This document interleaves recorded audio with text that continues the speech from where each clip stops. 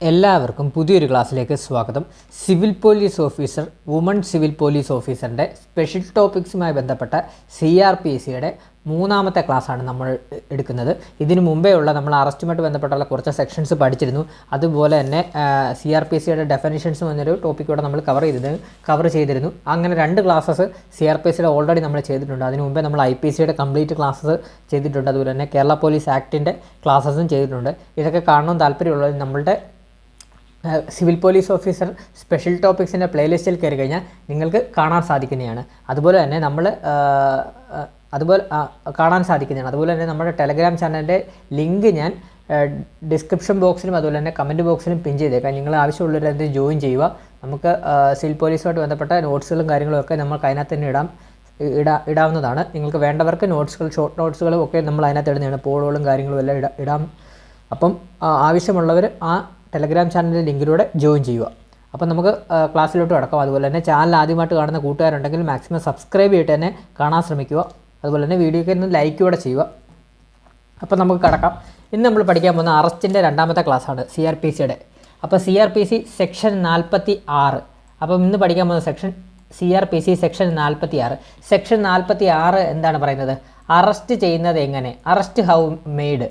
അപ്പോൾ CRPC section 46 പ്രതിപാദിക്കുന്നത് ഒരു പോലീസുകാരൻ ഒരു പ്രതിയെ അറസ്റ്റ് ചെയ്യുന്നത് എങ്ങനെയെന്നാണ് ചെയ്യുന്നത്. അപ്പം അതിൻ്റെ കുറേ കണ്ടീഷൻസ് ഉണ്ട്. അതൊന്ന് പഠിക്കാം. വാക്കാലോ പ്രവൃത്തിയാലോ കസ്റ്റഡിയിൽ കീഴടങ്ങാത്ത ഒരു വ്യക്തിയെ അന്വേഷണ ഉദ്യോഗസ്ഥന് ബലമായി പിടിച്ച് അറസ്റ്റ് ചെയ്യുകയോ തടഞ്ഞു വെക്കുകയോ ചെയ്യാവുന്നതാണ്. ഇപ്പം അത് നമുക്ക് അറിയാമല്ലോ. അതായത് വാക്കാലോ പ്രവർത്തിയാലോ ഇപ്പോൾ ഒരാൾ ഒരു കുറ്റം ചെയ്തിട്ട് നിൽക്കുവാണ്, പൊതുസ്ഥലത്തോ എവിടെയും നിൽക്കുവാണ്. അപ്പം പോലീസുകാരൻ പറഞ്ഞു ഇവിടെ ഒന്ന് സ്റ്റേഷനിൽ പോകുമ്പോൾ വന്ന് കയറുമെന്ന് പറഞ്ഞാൽ കയറാത്ത പ്രതികളും കാണത്തില്ലേ, ചില ഗുണ്ടകളൊക്കെ ഇല്ലയോ കയറാമെന്ന് പറഞ്ഞാൽ. ഇപ്പോൾ ഒരു ഉദാഹരണം പറയുകയാണെങ്കിൽ നമ്മളിപ്പോൾ ദശമൂലം ദാമുവിനെ വെച്ചങ്ങ് പറയാം. അതൊരു സിനിമാറ്റിക് ക്യാരക്ടറാണ്, അതൊരു ഗുണ്ടയാണ്. അപ്പം ദശമൂലം ദാമുവിൻ്റെ അടുത്തൊരു പോലീസുകാരൻ വന്ന് പറയുവാണ് സ്റ്റേഷനിലോട്ട് പോകാൻ, നിനക്കെതിരെ ഒരു പരാതിയുണ്ട്, കസ്റ്റഡിയിലെടുക്കണം എന്ന് പറഞ്ഞാൽ ഓൾറെഡി ഇയാൾ ഗുണ്ടയായതുകൊണ്ട് തന്നെ കസ്റ്റഡിയിൽ കീഴടങ്ങാത്തൊരു വ്യക്തിയാണല്ലോ. അപ്പം ഇങ്ങനെ നടക്കുകയുള്ളൂ, ഗുണ്ടയാണല്ലോ. അപ്പോൾ ഇയാളോട് വണ്ടി കയറാൻ പറയും, ജീപ്പിൽ കയറി നമുക്ക് പോലീസ് സ്റ്റേഷനിലോട്ട് പോകാമെന്ന് വാക്കാലോ പ്രവൃത്തിയാലോ പറഞ്ഞു കഴിഞ്ഞാൽ ഇയാൾ കയറാതിരിക്കുവാണെങ്കിൽ നമുക്ക് അയാളെ എന്ത് ചെയ്യാം? പോലീസുകാർ അന്വേഷണ ഉദ്യോഗസ്ഥൻ എന്ത് ചെയ്യാം? ബലമായിട്ട് കയറാമെന്ന് പറഞ്ഞിട്ട് കൈ പിടിച്ച് അല്ലെങ്കിൽ വിലങ്ങ് വെച്ച് 2 അടി കൊടുത്ത് ജീപ്പിലോട്ട് കയറ്റി അറസ്റ്റ് ചെയ്ത് സ്റ്റേഷനിലോട്ട് കൊണ്ടുവന്നത്. അത് അത്രയേ ഉള്ളൂ. അതാണ് ഇതിവിടെ ഉദ്ദേശിക്കുന്നത്. ഇങ്ങനെ ഉള്ള എക്സാമ്പിൾ പറയുമ്പോൾ നമുക്ക് പെട്ടെന്ന് മനസ്സിലാവും. അതുകൊണ്ടാണ് ഇങ്ങനെയുള്ള എക്സാമ്പിളുകൾ പറയുന്നത്. ഇങ്ങനെ ഞാനിത് എക്സാമ്പിളുകൾ പറയുന്നതുകൊണ്ട് നിങ്ങൾക്ക് എക്സാം ഹോളിൽ ഇരിക്കുമ്പം ഒരു പെട്ടെന്ന് തന്നെ ഐഡിയ കിട്ടും പഠിക്കുന്ന ആ ഒരു വേളയിൽ.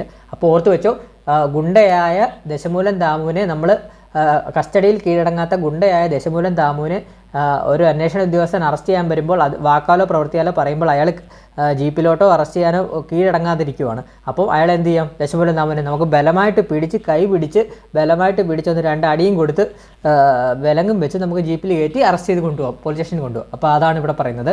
വാക്കാലോ പ്രവൃത്തിയാലോ കസ്റ്റഡിയിൽ കീഴടങ്ങാത്ത ഒരു വ്യക്തിയെ അന്വേഷണ ഉദ്യോഗസ്ഥന് ബലമായി പിടിച്ച് അറസ്റ്റ് ചെയ്യുകയോ തടഞ്ഞു വെക്കുകയോ ചെയ്യാവുന്നതാണ്. ക്ലിയറായേ? അപ്പോൾ അടുത്ത കണ്ടീഷൻ നോക്കാം. അറസ്റ്റ് ചെയ്യപ്പെടുന്ന ആൾ അറസ്റ്റിൽ നിന്ന് ഒഴിവാകാൻ എന്തെങ്കിലും ബലപ്രയോഗം നടത്തിയാൽ പോലീസ് ഉദ്യോഗസ്ഥന് ആ വ്യക്തിയെ അറസ്റ്റ് ചെയ്യാൻ ആവശ്യമായ എല്ലാ മാർഗങ്ങളും ഉപയോഗിക്കാം. അപ്പോൾ ഇത്രയേ ഉള്ളൂ.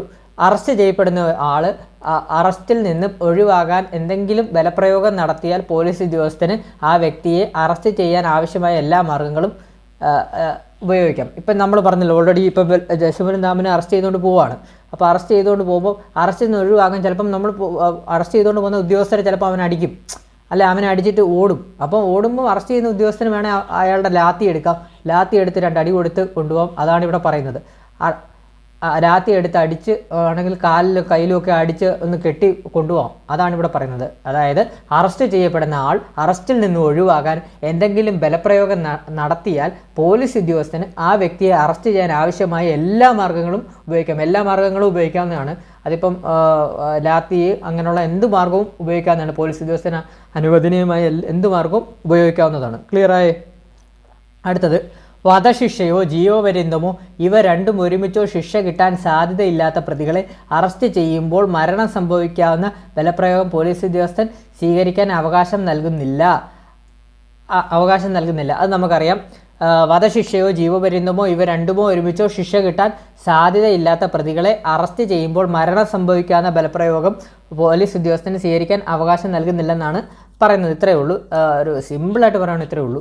അതായത് ഇപ്പോൾ നമുക്കറിയാമല്ലോ, ഒരു പ്രതിയെ ഒരു പോലീസ് ഉദ്യോഗസ്ഥൻ കൊണ്ടുപോകുമ്പം എന്തുമാത്രം കെയർ ചെയ്താണ് കൊണ്ടുവന്നത്. അതായത് ആ പ്രതിക്ക് എന്തെങ്കിലും മരണമോ എന്തെങ്കിലുമൊക്കെ സംഭവിച്ചു കഴിഞ്ഞാൽ ആ പ്രതി തന്നെ ഇപ്പം ഒരു ഉദാഹരണം പറയുകയാണെങ്കിൽ പോലീസിൻ്റെ കയ്യിൽ നിന്ന് എവിടെയെങ്കിലും ചാടി പാലത്തിനോട് നദിയിലോട്ടൊക്കെ ചാടി മരിക്കത്തില്ലേ, അങ്ങനെയൊക്കെ നമ്മൾ കേട്ടിട്ടുണ്ടല്ലോ, പത്രത്തിലുമൊക്കെ വായിക്കുന്നു.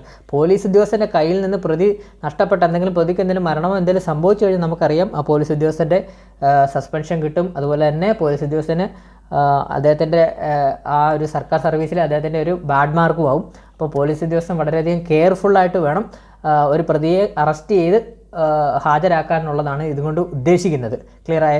അതുപോലെ തന്നെ സൂര്യോദയത്തിന് മുമ്പോ സൂര്യോദയത്തിന് ശേഷമോ ഒരു സ്ത്രീയെ അറസ്റ്റ് ചെയ്യാൻ പാടില്ലാത്തതും അത്തരം അസാധാരണ സാഹചര്യത്തിൽ അറസ്റ്റിന് മുന്നോടിയായ 1-ാം ക്ലാസ് ജുഡീഷ്യൽ മജിസ്ട്രേറ്റിൽ നിന്നും അനുമതി വാങ്ങേണ്ടതും ആണ്. അപ്പോൾ എന്താണ് ഇത് പറയുന്നത്? സൂര്യോദയത്തിന് മുമ്പോ സൂര്യോദയത്തിന് ശേഷമോ ഒരു സ്ത്രീയെ അറസ്റ്റ് ചെയ്യാൻ പാടില്ലാത്തതും. അപ്പം സൂര്യോദയത്തിന് മുമ്പോ സൂര്യോദയത്തിന് ശേഷമോ ഒരു സ്ത്രീയെ അറസ്റ്റ് ചെയ്യാൻ പാടില്ലാത്തതും അത്തരം അസാധാരണ സാഹചര്യങ്ങളിൽ അറസ്റ്റിന് മുന്നോടിയായ 1-ാം ക്ലാസ് ജുഡീഷ്യൽ മജിസ്ട്രേറ്റിൽ നിന്നും അനുമതി വാങ്ങേണ്ടതുമാണ്. അതായത് പകൽ മാത്രമേ സ്ത്രീയെ അറസ്റ്റ് ചെയ്യാൻ പറ്റത്തുള്ളൂ എന്നാണ് ഉദ്ദേശിക്കുന്നത്. രാത്രി കാലങ്ങളിൽ അറസ്റ്റ് ചെയ്യാൻ പറ്റത്തില്ല. അങ്ങനെ അറസ്റ്റ് ചെയ്യണം, അതായത് അങ്ങനെ അറസ്റ്റ് ചെയ്യണമെന്നുണ്ടെങ്കിൽ 1-ാം ക്ലാസ് ജുഡീഷ്യൽ മജിസ്ട്രേറ്റിൽ നിന്നും അനുമതി വാങ്ങേണ്ടതാണ്. അതായത് ഇപ്പോൾ ഉദാഹരണം പറയുകയാണെങ്കിൽ എന്താണ്, ഇപ്പം 2-3 കൊലപാതകമൊക്കെ ചെയ്തു വരുന്ന സ്ത്രീകൾ കാണുമല്ലോ, അവരെയൊക്കെ അറസ്റ്റ് ചെയ്യണമെന്നുണ്ടെങ്കിൽ രാത്രിയോ പകലെന്നോ പോലീസിന് നോക്കിയിരിക്കേണ്ട കാര്യമില്ല. 1-ാം ക്ലാസ് ജുഡീഷ്യൽ മജിസ്ട്രേറ്റിൽ നിന്നും അനുമതി വാങ്ങി എടുത്തു കഴിഞ്ഞാൽ അവരെ ഏത് രാത്രിയോ പകലെന്നോ എന്നോ നോക്കിയോ അവർക്ക് അറസ്റ്റ് ചെയ്യാൻ സാധിക്കുന്നതാണ്. അപ്പോൾ ഇത്രയേ ഉള്ളൂ ഇത് പറയുന്നത്. സൂര്യോദയത്തിന് മുമ്പോ സൂര്യോദയത്തിന് ശേഷമോ ഒരു സ്ത്രീയെ അറസ്റ്റ് ചെയ്യാൻ പാടില്ലാത്തതും അത്തരം അസാധാരണ സാഹചര്യത്തിൽ അറസ്റ്റിന് മുന്നോടിയായി 1-ാം ക്ലാസ് ജുഡീഷ്യൽ മജിസ്ട്രേറ്റിൽ നിന്നും അനുമതി വാങ്ങേണ്ടതുമാണ്. ക്ലിയറായേ?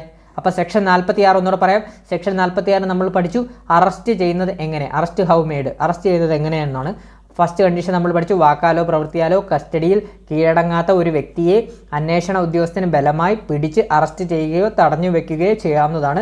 അറസ്റ്റ് ചെയ്യപ്പെടുന്ന ആൾ അറസ്റ്റിൽ നിന്ന് ഒഴിവാകാൻ എന്തെങ്കിലും ബലപ്രയോഗം നടത്തിയാൽ പോലീസ് ഉദ്യോഗസ്ഥന് ആ വ്യക്തിയെ അറസ്റ്റ് ചെയ്യാൻ ആവശ്യമായ എല്ലാ മാർഗങ്ങളും ഉപയോഗിക്കാം.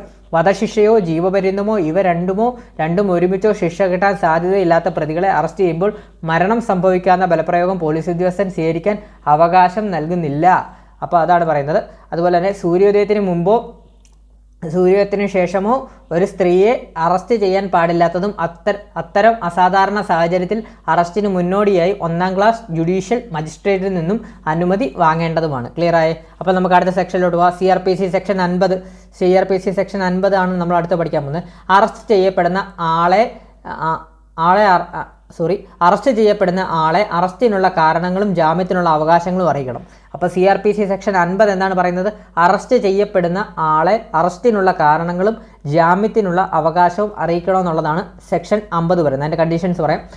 വാറണ്ട് ഇല്ലാതെ അറസ്റ്റ് ചെയ്യപ്പെടുന്ന വ്യക്തിയോട് അയാളെ ഏത് കുറ്റത്തിനാണ് സംശയിക്കുന്നതെന്നും ആ കുറ്റത്തിന് പൂർണ്ണ വിവരങ്ങളും അറസ്റ്റിനുള്ള മറ്റു കാരണങ്ങളും അയാളോട് അറിയിക്കേണ്ടതാണ്.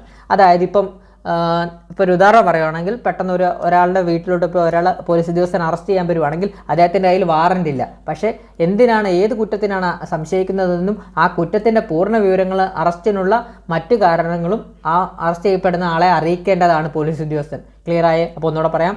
വാറണ്ട് ഇല്ലാതെ അറസ്റ്റ് ചെയ്യപ്പെടുന്ന വ്യക്തിയോട് അയാളെ ഏത് കുറ്റത്തിനാണ് സംശയിക്കുന്നതെന്നും ആ കുറ്റത്തിൻ്റെ പൂർണ്ണ വിവരങ്ങളും അറസ്റ്റിനുള്ള മറ്റ് കാരണങ്ങളും അയാളോട് അറിയിക്കേണ്ടതാണ്. ക്ലിയറായേ? അപ്പോൾ അടുത്ത സെക്ഷനിലോട്ട് അടുത്ത കണ്ടീഷനിലോട്ട് പോവാം. ജാമ്യമില്ലാ കുറ്റം ചുമത്തപ്പെട്ട ഒരു വ്യക്തിയല്ലാതെ മറ്റാരെങ്കിലും ഒരു പോലീസ് ഉദ്യോഗസ്ഥൻ അറസ്റ്റ് ചെയ്താൽ അയാൾക്ക് ജാമ്യം ലഭിക്കാൻ അർഹതയുണ്ടെന്നും അയാൾക്ക് വേണ്ടി ജാമ്യം നൽകാമെന്നും അറസ്റ്റ് ചെയ്യപ്പെട്ട വ്യക്തിയെ അറസ്റ്റ് ചെയ്ത പോലീസ് ഉദ്യോഗസ്ഥൻ അറിയിക്കണം. ഇത്രയേ ഉള്ളൂ. ജാമ്യമില്ല കുറ്റം ചുമത്തപ്പെട്ട ഒരു വ്യക്തിയല്ലാതെ മറ്റാരെങ്കിലും ഒരു പോലീസ് ഉദ്യോഗസ്ഥൻ അറസ്റ്റ് ചെയ്താൽ അയാൾക്ക് ജാമ്യം ലഭിക്കാൻ അർഹതയുണ്ടെന്നും അയാൾക്ക് വേണ്ടി ജാമ്യം നൽകാമെന്നും അറസ്റ്റ് ചെയ്യപ്പെട്ട വ്യക്തിയെ അറസ്റ്റ് ചെയ്ത പോലീസ് ഉദ്യോഗസ്ഥൻ അറിയിക്കണം. ഇത്രയേ ഉള്ളൂ. അപ്പോൾ സെക്ഷൻ 50 ഇത്രയേ ഉള്ളൂ. വളരെ സിമ്പിളായിട്ടുള്ള സെക്ഷനാണ്. സെക്ഷൻ 50 എന്ന് പറയുന്നത് CRPC സെക്ഷൻ 50 എന്ന് പറയുന്നത് അറസ്റ്റ് ചെയ്യപ്പെടുന്ന ആളെ അറസ്റ്റ് ചെയ്യാനുള്ള കാരണങ്ങളും ജാമ്യത്തിനുള്ള അവകാശങ്ങളും അറിയിക്കണമെന്നാണ്. വളരെ സിമ്പിളാണ്, പഠിച്ചു വെക്കാന്നുള്ളതേ ഉള്ളൂ. സിമ്പിളായിട്ട് നമുക്ക് ഓർത്തെടുക്കാം. CRPC സെക്ഷൻ 50 എന്താണ്?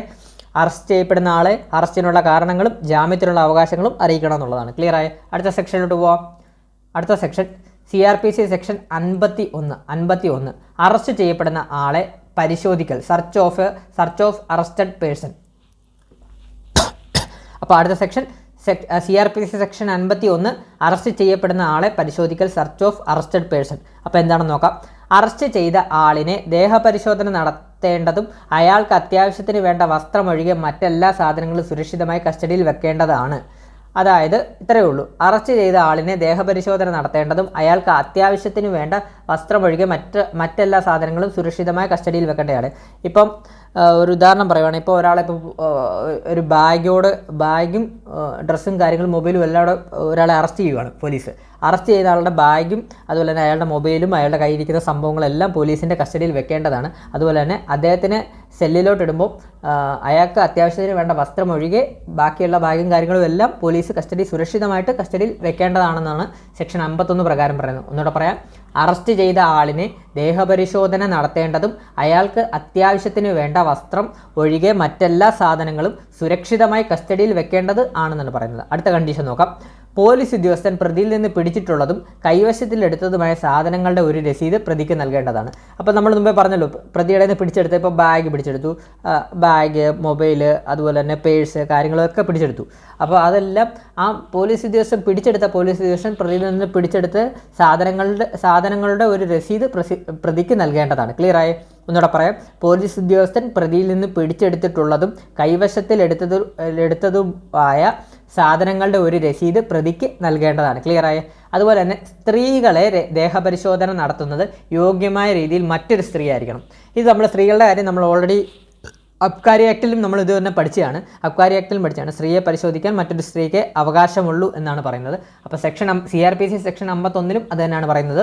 സ്ത്രീകളെ ദേഹപരിശോധന നടത്തുന്നത് യോഗ്യമായ രീതിയിൽ മറ്റൊരു സ്ത്രീ ആയിരിക്കണം. അപ്പോൾ മറ്റൊരു സ്ത്രീക്ക് മാത്രമേ സ്ത്രീകളെ ദേഹപരിശോധന നടത്താൻ അവകാശമുള്ളൂ. അതും യോഗ്യമായ രീതിയിൽ മാത്രമേ പറ്റുള്ളൂ. അപ്പോൾ സെക്ഷൻ 51 നമ്മൾ പഠിച്ചാലേ. ഒന്നുകൂടെ പറയാം. സെക്ഷൻ 51 അറസ്റ്റ് ചെയ്യപ്പെടുന്ന ആളെ പരിശോധിക്കലാണ് പറയുന്നത്. സെക്ഷൻ 51 പറയുന്നത് അറസ്റ്റ് ചെയ്ത ആളിനെ ദേഹപരിശോധന നടത്തേണ്ടതും അയാൾക്ക് അത്യാവശ്യത്തിന് വേണ്ട വസ്ത്രം ഒഴികെ മറ്റെല്ലാ സാധനങ്ങളും സുരക്ഷിതമായി കസ്റ്റഡിയിൽ വെക്കേണ്ടതാണ്. അതുപോലെ തന്നെ പോലീസ് ഉദ്യോഗസ്ഥൻ പ്രതിയിൽ നിന്ന് പിടിച്ചെടുത്തിട്ടുള്ളതും കൈവശത്തിലെടുത്തതുമായ സാധനങ്ങളുടെ ഒരു രസീത് പ്രതിക്ക് നൽകേണ്ടതാണ്. അതുപോലെ തന്നെ സ്ത്രീകളെ ദേഹപരിശോധന നടത്തുന്നത് യോഗ്യമായ രീതിയിൽ മറ്റൊരു സ്ത്രീ ആയിരിക്കണം. ക്ലിയർ ആയേ? അപ്പോൾ അടുത്ത സെക്ഷനിലോട്ട് പോകാം നമുക്ക്. അടുത്ത സെക്ഷൻ CRPC സെക്ഷൻ 53 എന്താണ് പറയുന്നത്? പോലീസ് ഉദ്യോഗസ്ഥരുടെ അപേക്ഷയിന്മേൽ പ്രതിയെ ചികിത്സകൻ പരിശോധിക്കുന്നത്. അതായത് examination of accused by medical practitioner at the request of a police. ഇത്രയേ ഉള്ളൂ.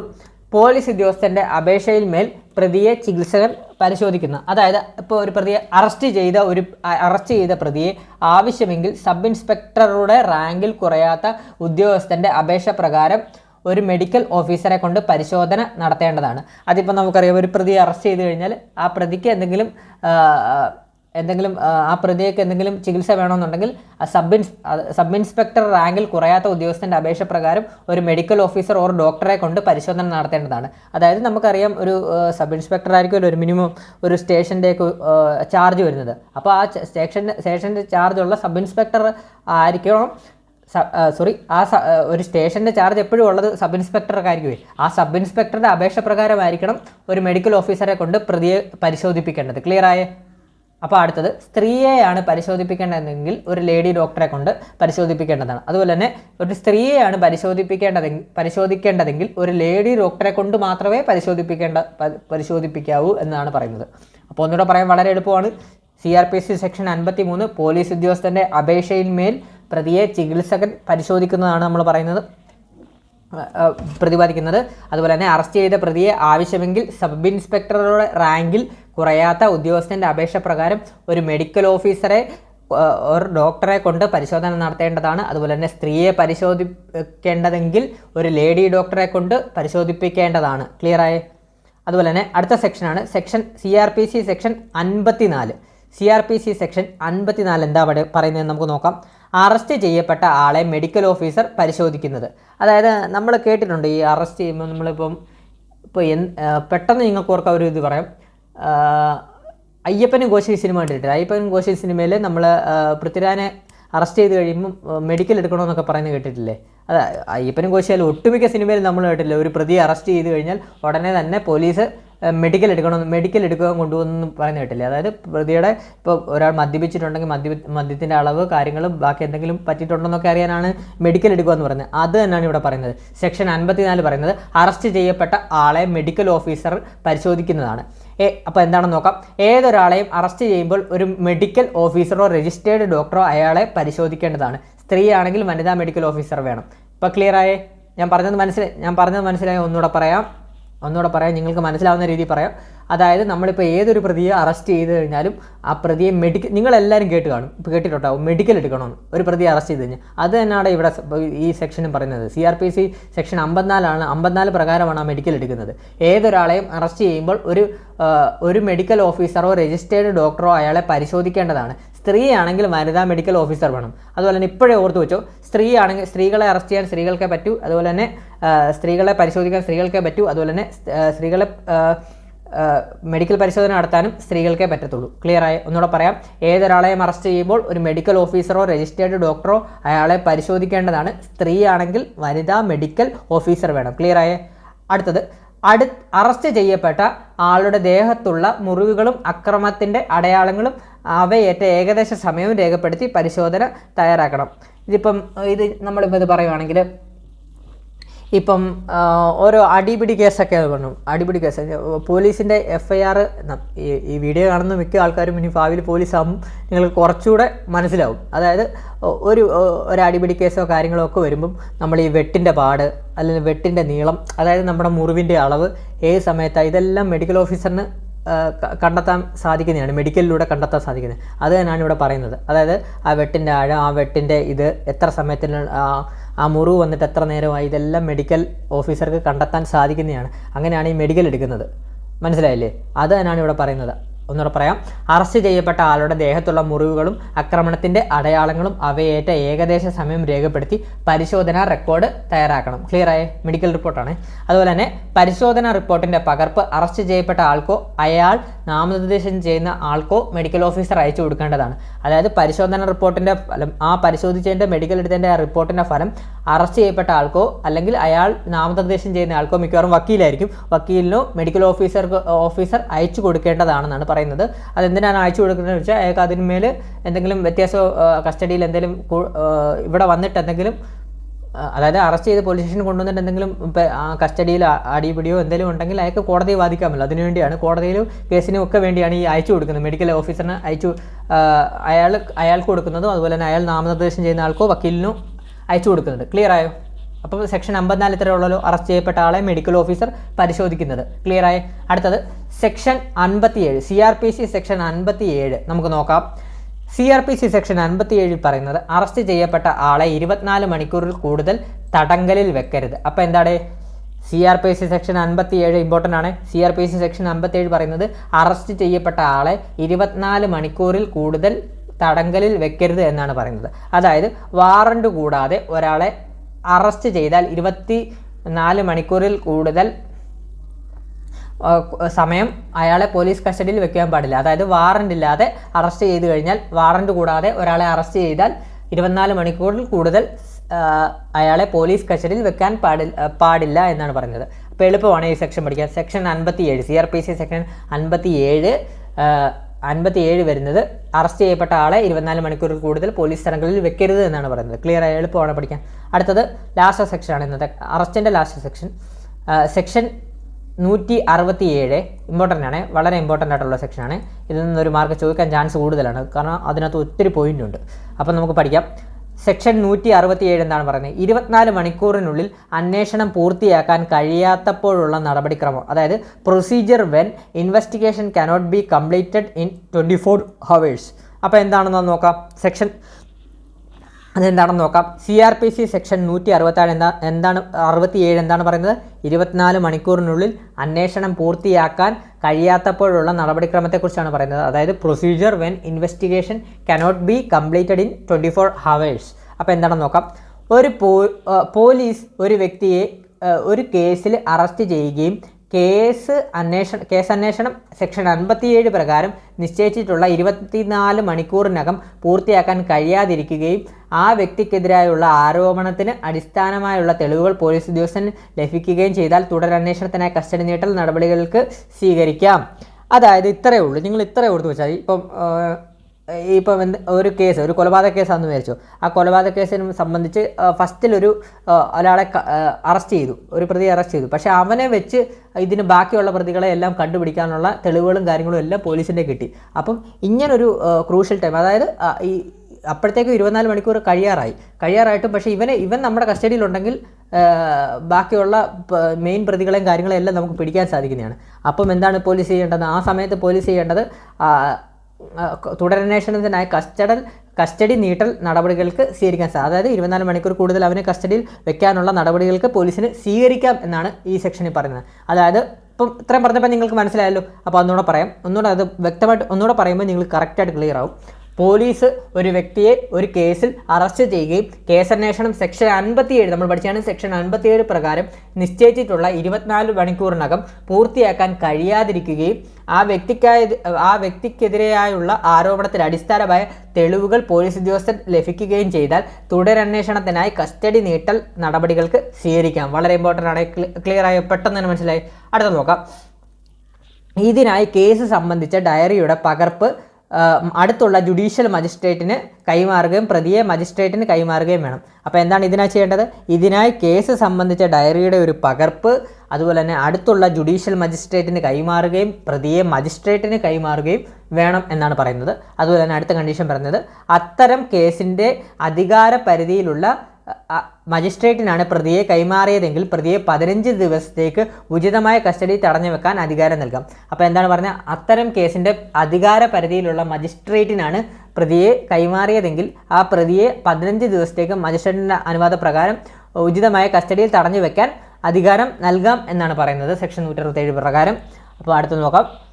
മജിസ്ട്രേറ്റിന് കേസിൻ്റെ അധികാര പരിധി ഇല്ലെങ്കിൽ പ്രതിയെ അത്തരം അധികാര പരിധിയുള്ള മജിസ്ട്രേറ്റിന് കൈമാറേണ്ടതാണ്. അപ്പോൾ ചില കേസുകളൊക്കെ ചില മജിസ്ട്രേറ്റിനല്ലേ വാദിക്കാൻ പറ്റൂ, നമുക്കറിയാമല്ലോ. അപ്പം നമ്മൾ കൊണ്ടുപോകുന്ന മജിസ്ട്രേറ്റിന് ഈ കേസിൻ്റെ അധികാര പരിധി ഇല്ലെങ്കിൽ പ്രതിയെ അത്തരം അധികാര പരിധിയുള്ള മജിസ്ട്രേറ്റിന് ആ മജിസ്ട്രേറ്റിന് തന്നെ കൈമാറാൻ സാധിക്കുന്നതാണ്. ക്ലിയർ ആയോ? അതുപോലെ തന്നെ ആവശ്യമെങ്കിൽ കുറ്റാരോപണം ചെയ്യപ്പെട്ട ആളെ 15 ദിവസത്തിലധികം പോലീസ് കസ്റ്റഡിയിലല്ലാതെ തടഞ്ഞു വെക്കാൻ മജിസ്ട്രേറ്റിന് അനുവദിക്കാം. അതായത് ആവശ്യമില്ലെങ്കിൽ കുറ്റാരോപണം ചെയ്യപ്പെട്ട ആളെ 15 ദിവസത്തിലധികം പോലീസ് കസ്റ്റഡിയിലല്ലാതെ തടഞ്ഞു വെക്കാൻ മജിസ്ട്രേറ്റിന് അനുവദിക്കാമെന്നാണ് പറയുന്നത്. അതുപോലെ തന്നെ 10 വർഷത്തിലധികം തടവോ ജീവപര്യന്തമോ വധശിക്ഷയോ ലഭിക്കാവുന്ന കുറ്റകൃത്യങ്ങളുമായി ബന്ധപ്പെട്ട പോലീസ് അന്വേഷണം 90 ദിവസം കഴിയല്ല. അതിപ്പോൾ നമ്മൾ കേട്ടില്ലേ, 90 ദിവസത്തിനുള്ളിൽ കുറ്റപത്രം തയ്യാറാക്കി കൊടുക്കുമെന്നൊക്കെ നമ്മൾ കേസുകളിലും അതുപോലെ തന്നെ നമ്മൾ അനുബന്ധപ്പെട്ട പത്രത്തിലുമൊക്കെ നമ്മൾ വായിച്ചിട്ടുണ്ട്. അപ്പം 10 വർഷത്തിലധികമോ തടവോ ജീവപര്യന്തമോ ഉള്ള ശിക്ഷ, അത് മിക്കവാറും നമ്മളിപ്പം കൊലപാതകം അങ്ങനെയുള്ളതൊക്കെ അല്ലേ 10 വർഷത്തിൽ കൂടുതലധികം തടവോ ജീവപര്യന്തമോ ഒക്കെ വരുന്നത്. അപ്പോൾ അങ്ങനെയുള്ള കേസിൻ്റെയൊക്കെ നമ്മൾ വാർത്തയിലും ഒക്കെ കേട്ടിട്ടുള്ളത് 90 ദിവസത്തിനുള്ളിൽ കുറ്റപത്രം കോടതിക്ക് മുമ്പ് സമർപ്പിക്കണം, പോലീസ് അന്വേഷണം സമർപ്പിക്കണമെന്നൊക്കെ നമ്മൾ കേട്ടിട്ടുണ്ട്. അപ്പോൾ അത് തന്നെയാണ് ഇവിടെ പറയുന്നത്. 10 വർഷത്തിലധികം തടവോ ജീവപര്യന്തമോ വധശിക്ഷയോ ലഭിക്കാവുന്ന കുറ്റകൃത്യവുമായി ബന്ധപ്പെട്ടുള്ള പോലീസ് അന്വേഷണം 90 ദിവസത്തിൽ കവിയരുത്. അതുപോലെ തന്നെ മറ്റേന്തെങ്കിലും കുറ്റകൃത്യവുമായി ബന്ധപ്പെട്ട അന്വേഷണം 60 ദിവസം കവിയരുത്. അപ്പം 10 വർഷത്തിൽ കൂടുതലുള്ള തടവോ ജീവപര്യന്തമോ വധശിക്ഷയോ ലഭിക്കാവുന്ന കുറ്റകൃത്യത്തിൽ 90 ദിവസത്തിന് അകം പോലീസ് അന്വേഷണം കവിയരുന്നതാണ്. 90 ദിവസത്തിൽ കൂടുതൽ കവിയരുന്നതാണ്. അതുപോലെ തന്നെ മറ്റേതെങ്കിലും കുറ്റകൃത്യമാണെങ്കിൽ 60 ദിവസത്തിനകം അന്വേഷണം 60 ദിവസത്തിൽ കവിയരുത് എന്നാണ് പറയുന്നത്. അടുത്തത്, പ്രസ്തുത 60 ദിവസമോ 90 ദിവസമോ കഴിഞ്ഞാൽ പ്രതിയെ ജാമ്യത്തിൽ വിട്ടേക്കാം. അതായത് നമ്മളിപ്പം ചില കേസുകളിൽ കേട്ടിട്ടുണ്ട്, നമ്മൾ പത്രത്തിലൊക്കെ വായിച്ചാണ് 90 ദിവസം വരെ ഒരാൾ അന്വേഷണത്തിൻ്റെ ഭാഗമായി ജയിലിൽ കടന്നു. 90 ദിവസത്തിന് ശേഷം പോലീസ് കുറ്റപത്രം സമർപ്പിച്ചു കോടതിക്ക് മുമ്പിൽ. ആ കോടതിയിൽ നിന്ന് വേണേൽ അയാൾക്ക് ജാമ്യം എടുത്ത് വെളിയിൽ പോകാമെന്നാണ് ഉദ്ദേശിക്കുന്നത്. അതായത് പ്രസ്തുത 60 ദിവസമോ 90 ദിവസമോ കഴിഞ്ഞാൽ പ്രതിയെ ജാമ്യത്തിൽ വിട്ടയക്കാം എന്നാണ് പറയുന്നത്. അടുത്തത്, താഴെ പറയുന്ന അവസരങ്ങളിൽ മജിസ്ട്രേറ്റിന് പ്രതിയെ തടങ്കലിൽ വെക്കാൻ അധികാരമില്ല. അപ്പോൾ താഴെ പറയുന്ന അവസരങ്ങളിൽ മജിസ്ട്രേറ്റിന് പ്രതിയെ തടങ്കലിൽ വെക്കാൻ അധികാരമില്ല എന്ന് പറയുന്നത് ഏതാണ്? പ്രതിയെ മജിസ്ട്രേറ്റിന് മുമ്പിൽ ഹാജരാക്കാത്ത സന്ദർഭത്തിലും പ്രതിയെ മജിസ്ട്രേറ്റിന് മുമ്പിൽ ഹാജരാക്കാത്ത സന്ദർഭത്തിൽ മജിസ്ട്രേറ്റിന് തടങ്കലിൽ വെക്കാൻ സാധിക്കുന്നതല്ല. അതുപോലെ തന്നെ സെക്കൻഡ് ക്ലാസ് മജിസ്ട്രേറ്റ് ആണെങ്കിൽ തടവിൽ വെക്കാൻ സാധിക്കത്തില്ല. ഫസ്റ്റ് ക്ലാസ് മജിസ്ട്രേറ്റിനെ തടവിൽ വെക്കാൻ സാധിക്കത്തുള്ളൂ. നമ്മൾ പഠിച്ചതാണ്. അപ്പം ഒന്നുകൂടെ പറയാം. താഴെ പറയുന്ന അവസരങ്ങളിൽ മജിസ്ട്രേറ്റിന് പ്രതിയെ തടങ്കലിൽ വെക്കാൻ അധികാരമില്ല എന്ന് പറയുന്നത് ഏതൊക്കെയാണ്? പ്രതിയെ മജിസ്ട്രേറ്റിന് മുമ്പിൽ ഹാജരാക്കാത്ത സന്ദർഭത്തിൽ സെക്കൻഡ് ക്ലാസ് മജിസ്ട്രേറ്റ് ആണെങ്കിൽ. ക്ലിയർ ആയേ? അതുപോലെ തന്നെ എന്നാൽ ഇലക്ട്രോണിക് വീഡിയോ ലിങ്കേജ് മാധ്യമത്തിലൂടെ പ്രതിയെ ഹാജരാക്കുകയാണെങ്കിൽ മജിസ്ട്രേറ്റിന് ജുഡീഷ്യൽ കസ്റ്റഡിയിലുള്ള തടങ്കൽ നീട്ടിക്കൊടുക്കാവുന്നതാണ്. അതായത്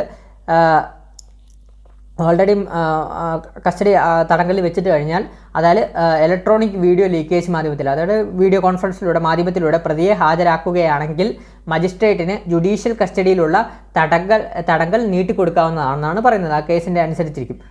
അപ്പം അടുത്ത് നോക്കാം. 18 വയസ്സിൽ താഴെ പ്രായമുള്ള ഒരു സ്ത്രീയുടെ കാര്യത്തിൽ തടഞ്ഞുവെക്കൽ ഒരു റിമാൻഡ് ഹോമിൻ്റെയോ അംഗീകൃത സാമൂഹ്യ സ്ഥാപനത്തിൻ്റെയോ സംരക്ഷണയിലാകുന്നതിന് അധികാരം നൽകേണ്ടതാണ്. ഇമ്പോർട്ടൻ്റ് ആണ്, ചോദിക്കാൻ ചാൻസ് കൂടുതലാണ്. എനിക്ക് പ്രീവിയസ്ലി ചോദിച്ചിട്ടുണ്ട് ഇത്. അതായത് ഇത്രയേ ഉള്ളൂ. 18 വയസ്സിൽ താഴെ പ്രായമുള്ള ഒരു സ്ത്രീയുടെ കാര്യത്തിൽ തടഞ്ഞുവെക്കൽ ഒരു റിമാൻഡ് ഹോമിൻ്റെയോ അംഗീകൃത സാമൂഹ്യ സ്ഥാപനത്തിൻ്റെയോ സംരക്ഷണയിലാകുന്നതിന് അധികാരം നൽകേണ്ടതാണെന്നാണ് പറയുന്നത്. അപ്പോൾ ഇത്രയുമാണ് നമ്മൾ സെക്ഷൻ 167 പഠിച്ചത്. അതായത് 24 മണിക്കൂറിൽ അന്വേഷണം പൂർത്തിയാക്കാൻ കഴിയാത്തപ്പോഴുള്ള നടപടിക്രമമാണ് ഇത്ര നമ്മൾ പഠിച്ചത്. വളരെ ഇമ്പോർട്ടൻ്റ് ആണ്. അപ്പോൾ അടുത്ത സെക്ഷൻ നമുക്ക് നോക്കാം. അടുത്ത section CRPC section 151. CRPC section 151 എന്താണ് പറയുന്നത്? കൊഗ്നൈസബിൾ കുറ്റങ്ങൾ ചെയ്യുന്നത് തടയാനുള്ള അറസ്റ്റ്, അതായത് arrest to prevent commission of cognizable offence. അപ്പോൾ arrest to prevent commission of cognizable. അപ്പോൾ നമ്മൾ ഓൾറെഡി പഠിച്ചതാണ്. CRPC സെക്ഷൻ 2C ആണ് കൊഗ്നൈസബിൾ കുറ്റം നമ്മൾ പഠിച്ചതാണ്. അതുകൂടെ നമുക്കൊന്ന് ജസ്റ്റ് ഒന്ന് നോക്കിപ്പോൾ CRPC സെക്ഷൻ 2Cയിൽ നമ്മൾ കൊഗ്നൈസബിൾ കുറ്റം എന്താണെന്ന് പഠിച്ചതാണ്. കൊഗ്നൈസബിൾ കുറ്റം എന്താണ്? പോലീസിന് വാറണ്ട് ഇല്ലാതെ തന്നെ അറസ്റ്റ് ചെയ്യാൻ പറ്റുന്ന കുറ്റകൃത്യങ്ങളെയാണ് നമ്മൾ കൊഗ്നൈസബിൾ കുറ്റകൃത്യം എന്ന് നമ്മൾ ഓൾറെഡി പഠിച്ചതാണ്. അത് ഞാൻ ഒന്നുകൂടെ പറയുന്നതേ ഉള്ളൂ. അപ്പോൾ സെക്ഷൻ 151 പറയും. CRPC സെക്ഷൻ 151 പ്രകാരം പറയുന്നത് എന്താണ്? കൊഗ്നൈസബിൾ കുറ്റങ്ങൾ ചെയ്യുന്നത് തടയാനുള്ള അറസ്റ്റ്. അതായത് ഏതെങ്കിലും കൊഗ്നൈസബിൾ കുറ്റം ചെയ്യാനുള്ള ഒരു പദ്ധതിയെക്കുറിച്ച് അറിവ് ലഭിക്കുന്ന പോലീസ് ഉദ്യോഗസ്ഥന് അത് മറ്റ് രീതിയിലൊന്നും തടയാൻ കഴിയുന്നില്ലെങ്കിൽ മജിസ്ട്രേറ്റിൻ്റെ ഉത്തരവ് കൂടാതെയും വാറണ്ട് കൂടാതെയും അപ്രകാരം പദ്ധതിയുള്ള ആളെ അറസ്റ്റ് ചെയ്യാവുന്നതാണ്. അതായത് ഇപ്പം എന്തെങ്കിലും ഒരു കുറ്റം നടക്കും, എന്തെങ്കിലും ഒരു ക്രൈം നടക്കുമെന്ന് പോലീസ് ഉദ്യോഗസ്ഥന് അറിവ് ലഭിക്കും. ഇന്ന ആൾ ഒരു ക്രൈം നടത്തുമെന്നൊരു അറിവ് ലഭിക്കുകയാണെങ്കിൽ ആ പോലീസ് ഉദ്യോഗസ്ഥന് അത് മറ്റ് രീതിയിലൊന്നും തടയാൻ കഴിയുന്നില്ല എങ്കിൽ മജിസ്ട്രേറ്റിൻ്റെ ഉത്തരവ് കൂടാതെയും വാറണ്ട് കൂടാതെയും അപ്രകാരം പദ്ധതിയുള്ള ആളെ അറസ്റ്റ് ചെയ്യാവുന്നതാണ്. ക്ലിയർ ആയേ? അപ്പോൾ ഒന്നുകൂടെ പറയാം. സെക്ഷൻ 151 പറയുന്നത് കൊഗ്നൈസബിൾ കുറ്റങ്ങൾ ചെയ്യുന്നത് തടയാനുള്ള അറസ്റ്റാണ്. ഏതെങ്കിലും കൊഗ്നൈസബിൾ കുറ്റം ചെയ്യാനുള്ള ഒരു പദ്ധതിയെക്കുറിച്ച് അറിവ് ലഭിക്കുന്ന പോലീസ് ഉദ്യോഗസ്ഥന് അത് മറ്റ് രീതിയിലൊന്നും തടയാൻ കഴിയുന്നില്ലെങ്കിൽ മജിസ്ട്രേറ്റിൻ്റെ ഉത്തരവ് കൂടാതെയും വാറണ്ട് കൂടാതെയും അപ്രകാരം പദ്ധതിയുള്ള ആളെ അറസ്റ്റ് ചെയ്യാവുന്നതാണ്. അപ്പോൾ ഇത്രയുമാണ് നമ്മൾ ഇന്ന് പഠിച്ച സെക്ഷൻസ്. അപ്പോൾ നമ്മൾ ഇന്ന് പഠിച്ച സെക്ഷൻസ് നമുക്ക് പെട്ടെന്ന് ഓടിച്ചു നോക്കാം. ഇന്ന് പഠിച്ച സെക്ഷൻ നമ്മൾ CRPC സെക്ഷൻ 46 പഠിച്ചത് അറസ്റ്റ് ചെയ്യുന്നത് എങ്ങനെയാണെന്നുള്ളത് നമ്മൾ പഠിച്ചു. അത് തന്നെ അടുത്തത് നമ്മൾ സെക്ഷൻ 50 പഠിച്ചു. അറസ്റ്റ് ചെയ്യപ്പെടുന്ന ആളെ അറസ്റ്റിനുള്ള കാരണങ്ങളും ജാമ്യത്തിലുള്ള അവകാശവും അറിയിക്കണം എന്നുള്ളത് നമ്മൾ പഠിച്ചു. സെക്ഷൻ 51 അറസ്റ്റ് ചെയ്യപ്പെടുന്ന ആളെ പരിശോധിക്കലിനെ കുറിച്ച് നമ്മൾ പഠിച്ചു. സെക്ഷൻ 53 പോലീസ് ഉദ്യോഗസ്ഥൻ്റെ അപേക്ഷയിന്മേൽ പ്രതിയെ ചികിത്സകൻ പരിശോധിക്കുന്നതിനെക്കുറിച്ച് നമ്മൾ പഠിച്ചു. സെക്ഷൻ 54 അറസ്റ്റ് ചെയ്യപ്പെട്ട ആളെ മെഡിക്കൽ ഓഫീസർ പരിശോധിക്കുന്നതിനെക്കുറിച്ച് നമ്മൾ പഠിച്ചു. അതുപോലെ തന്നെ സെക്ഷൻ 57 അറസ്റ്റ് ചെയ്യപ്പെട്ട ആളെ 24 മണിക്കൂറിൽ കൂടുതൽ തടങ്കലിൽ വെക്കരുതെന്ന് പഠിച്ചു. അതുപോലെ തന്നെ സെക്ഷൻ 167 24 മണിക്കൂറിൽ കൂടുതലുള്ളിൽ അന്വേഷണം പൂർത്തിയാക്കാൻ കഴിയാത്തപ്പോഴുള്ള നടപടിക്രമത്തെക്കുറിച്ച് സെക്ഷൻ 167 നമ്മൾ പഠിച്ചു. അതുപോലെ തന്നെ അവസാന സെക്ഷൻ നമ്മൾ പഠിച്ചത് സെക്ഷൻ 151 കൊഗ്നൈസബിൾ കുറ്റങ്ങൾ ചെയ്യുന്നത് തടയാൻ അറസ്റ്റ് ചെയ്യാമെന്നുള്ളതിനെക്കുറിച്ച് നമ്മൾ പഠിച്ചു. അപ്പോൾ ഇത്രയുമാണ് ഇന്നത്തെ ക്ലാസ് നമ്മൾ പഠിച്ചത്. അപ്പോൾ അടുത്ത ക്ലാസ് നമ്മൾ സമൻസ് ആൻഡ് വാറന്റിനെ കുറിച്ചാണ് പഠിക്കാൻ പോകുന്നത്. അപ്പോൾ ഇന്നത്തെ ക്ലാസ് ഇത്രയേ ഉള്ളൂ. ഇപ്പോൾ തന്നെ വീഡിയോ ഒത്തിരി ലെങ്ത് ആയി. അപ്പോൾ മാക്സിമം നിങ്ങൾ ഈ വീഡിയോ ഒന്ന് ഓടിച്ച് 1-2 വട്ടമൊക്കെ ഒന്ന് കണ്ടു കഴിയുമ്പോഴത്തേനും നിങ്ങൾക്ക് പെട്ടെന്ന് തന്നെ നിങ്ങൾക്ക് ഓർമ്മയിൽ ലഭിക്കും. അതുപോലെ തന്നെ ടെലഗ്രാം ചാനലിൽ ലിങ്ക് ഞാൻ ഡിസ്ക്രിപ്ഷൻ ബോക്സിലും കമൻറ്റ് ബോക്സിലും ഇടാം. അതിൽ ജോയിൻ ചെയ്യുക. അതിൽ ജോയിൻ ചെയ്ത് കഴിയുമ്പോൾ ഞാൻ അതിനകത്ത് സിവിൽ പോലീസ് ഓഫീസിൻ്റെ ഒരു സെപ്പറേറ്റ് ഗ്രൂപ്പ് തുടങ്ങിയിട്ടുണ്ട്. ആ ഗ്രൂപ്പിൽ ലിങ്ക് നമ്മുടെ മെയിൻ ടെലഗ്രാം ചാനൽ ലിങ്കിൽ ഞാൻ ഇടുന്നതാണ്. അപ്പം ഇട്ട് കഴിയുമ്പോൾ നിങ്ങൾക്ക് ആ സിവിൽ പോലീസ് ഓഫീസറിൻ്റെ ആ ഗ്രൂപ്പിൽ കയറി കഴിഞ്ഞാൽ ഇതിൻ്റെ ഷോർട്ട് നോട്ട്സും കാര്യങ്ങളും എല്ലാം ഞാൻ ഇടുന്നതാണ്. അതുപോലെ തന്നെ നമുക്ക് civil police officer, woman civil police ഓഫീസറിൻ്റെ സ്പെഷ്യൽ ടോപ്പിക്സുമായി ബന്ധപ്പെട്ട പോൾസും കാര്യങ്ങളും എല്ലാം നമുക്ക് അതിനകത്ത് തന്നെ ഇടുന്നതാണ്. അപ്പോൾ നിങ്ങൾ കുറച്ചുകൂടെ യൂസ്ഫുൾ ആവും. പോളും കാര്യങ്ങളും ഒക്കെ ക്വസ്റ്റ്യൻസും ഒക്കെ വർക്കൗട്ട് ചെയ്യുമ്പോൾ കുറച്ചുകൂടെ യൂസ്ഫുൾ ആവും. അപ്പം ഇത്രയുമാണ് ഇന്നത്തെ ക്ലാസ്. അപ്പോൾ വീഡിയോ ആദ്യമായിട്ട് കാണുന്ന കൂട്ടുകാരുണ്ടെങ്കിൽ മാക്സിമം എന്താണ് ചെയ്യേണ്ടത്, സബ്സ്ക്രൈബ് ചെയ്ത് ബെല്ലൈക്കൺ അമർത്തിയിട്ട് കാണുക. പുതിയ കൂട്ടുകാരുണ്ടെങ്കിൽ സബ്സ്ക്രൈബ് ചെയ്ത് ബെല്ലൈക്കൺ അമർത്തുക. അതുപോലെ തന്നെ വീഡിയോ ഇഷ്ടപ്പെട്ടാൽ ലൈക്ക് ചെയ്യുക. നിങ്ങൾ ലൈക്ക് ചെയ്തത് നിങ്ങളുടെ സപ്പോർട്ടാണ് അറിയിക്കുന്നത്. അപ്പോൾ മാക്സിമം നിങ്ങൾ ലൈക്ക് ചെയ്ത് തന്നെ നമ്മളെ സപ്പോർട്ട് ചെയ്യുക. അത് സപ്പോർട്ട് ചെയ്താലേ നമുക്ക് ഇതുപോലുള്ള വീഡിയോസുമായിട്ട് നിങ്ങൾക്ക് മുമ്പിൽ അവതരിപ്പിക്കാൻ പറ്റും. അപ്പം മാക്സിമം ലൈക്ക് ചെയ്യുക, അഭിപ്രായങ്ങൾ കമൻറ്റ് ചെയ്യുക, അതുപോലെ തന്നെ ഷെയർ ചെയ്യുക. ഈ സ്പെഷ്യൽ ടോപ്പിക്സ് പഠിക്കുന്ന കൂട്ടുകാർക്ക് ഷെയർ ചെയ്ത് കൊടുക്കുക. അപ്പം സബ്സ്ക്രൈബ് ചെയ്യാനോടെ മറക്കരുത്. Thank you all.